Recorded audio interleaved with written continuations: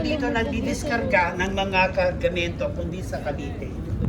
So sumasakay sa maliliit na bangka, barges, dinadala dito at dyan po nila ini-imbak sa loob.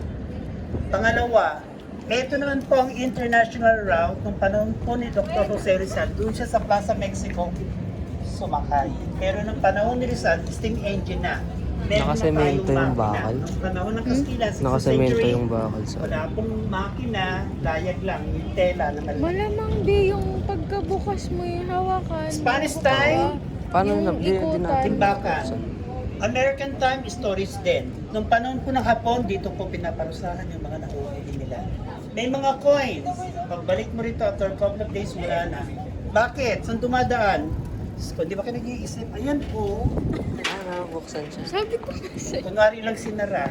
Kaya nilbin Nandyan mo ako, dyan no? para may ganunan yung pinto. Gets mo ba? Hindi, Pero friend na kami ngayon. Nakaganto na ba talaga ito nung ano? Nung Hindi kulungan sa pa? mga nakasimento. Hindi, Wala. isip ko paano nila May issue nilalak. dito. Inapprove Sige, ito siya, yun guys. Nasa Giuseppe. Na merong gold teaching dito. Nakakatuwa. Nasa news. Wala naman sa news nilagay kung may nakita. Di ba nakakapagpapagpapag? Ganun naman lagi. Tulad ngayon, ayan na. Hindi kayo kasama sa ano? Dalakan niya. Papunta na. Yung lagi. Sa